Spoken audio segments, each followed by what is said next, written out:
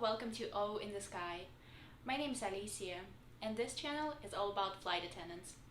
I am a flight attendant based in the United States. This video is an update on why I'm still flying, why I haven't isolated myself.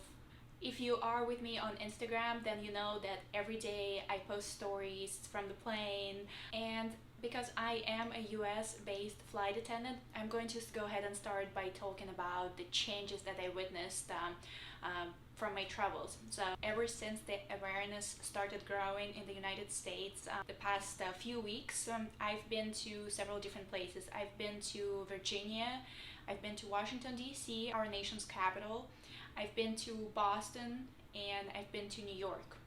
In all of those locations, I am witnessing a lot of change. People who have the opportunity to work remotely, they do that. A lot of universities has been closed, schools, it's all online education, or the students are on break. Most restaurants are closed or they're only open for takeouts. There's no public sitting area. And even fast food places where you could come in, order, sit down, use Wi-Fi, use restrooms, you can no longer do that. Public restrooms are closed for the most part. People are walking around wearing masks, gloves. They try not to touch any surfaces. So for example, when someone is opening the door, they try not to touch that door handle with their bare hands. They try to use their sweater or a tissue or whatever. People are creative. And regarding the grocery stores, some things has been in a very high demand. So like toilet paper, for example, just empty shelves where the toilet paper used to be. Food that you can store long term, for example, pasta. It is recommended that people practice social distancing, no handshakes, no hugs, no kisses, in-person interaction. It is discouraged to prevent the spread of the virus. It is not recommended to go anywhere unless it is essential. Essential things can be going to a grocery store to get groceries, to get food. Everyone needs food. So that's usually the reason why people go outside. For the most part, everyone is practicing social distancing. Everyone is isolating themselves in their homes. A lot of people are feeling pressure. They worry about their bills, their mortgages, any other payments that they have, medical payments, they have credit card payments, car payments, loan payments. There's just a lot of payments, and individuals who can work remotely are in a little bit of a better position than those who can't work remotely and those who cannot take paid leave. A lot of people are living paycheck to paycheck, and those people are currently in a very difficult position if they are left without income. A lot of stores are now open for senior population early in the morning before they open to the general public. This minimizes the risk of a senior population of being exposed to the virus. And a lot of social events have been canceled, so concerts, festivals. People are not encouraged to go to public places unless they have to. Unfortunately, a lot of things that are happening are outside of our control. How do you react to things that are outside of your control? How do you approach that entire situation? So I know that some things are within our control, to self-isolate, to practice social distancing, but if you are already doing that, what can you do about things that are out of your control? So it is really important to develop some healthy practices, some healthy self-talk, and start a hobby, start writing, start drawing, start spending more time with your pets if you have them, start talking with your family, more human to human interaction. And I understand that it's easier to talk about those things than practice them, but just remember the things that you can control and the things that you cannot control. So how are you going to approach that situation? That is up to you. Your actions are up to you. And now let's move on to the second part of the video, and the main topic of this video is why I still fly. I'm a flight attendant, and yes, I still have the job. And that is mainly why I still fly. I'm very thankful to have this job, but there is this uncertainty. I am junior with my company, and we don't know what's going to happen tomorrow, whether we're still going to have the job, what's going to happen in a week, in a month, in a year.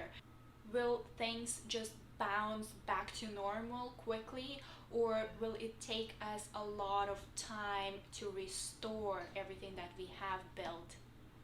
While there's still work for me, I am going to do it. Unfortunately, flight attendants cannot work remotely.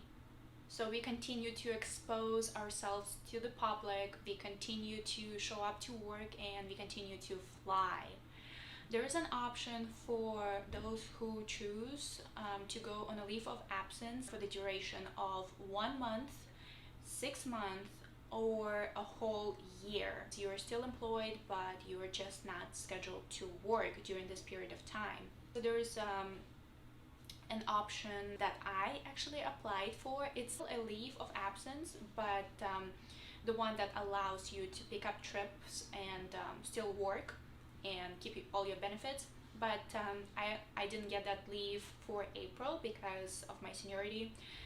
It didn't reach me, but I know that a lot of people took advantage of either the leave of absence or the leave of absence that still allows you to pick up the trips. Another option is to use sick time. When we work during the regular operation so many hours in a month, there is an accrual of that sick time that we can use at the moments when we need that. And the reason why I still fly is I feel pretty healthy as of now, and we are just going to take one day at a time. I am taking vitamins. Ever since becoming a flight attendant, I knew that it's a different environment. I'm going to be exposed to a lot of people. So I started asking around what people take, if they take any vitamins, what self-care techniques do they use. And I learned that people are saying the same things. They take multivitamins, and they eat healthy, and they exercise, and that's what keeping them healthy. I did take vitamins when I started this career initially, and then I was taking vitamin C, and at some point I learned that it might be not as healthy for you as everyone thinks, so I stopped taking vitamin C, but now, just a few weeks ago, maybe a week ago, I started taking that again, some vitamin C, almost every day. I still count on my immune system, on my hand washing techniques to keep healthy, hopefully, and keep working, because there is uncertainty, and you need to be prepared for the future. Also, aviation is considered essential critical infrastructure workforce. So this essential critical infrastructure workforce consists of 16 different sectors that are essential for the country. Aviation is part of transportation systems.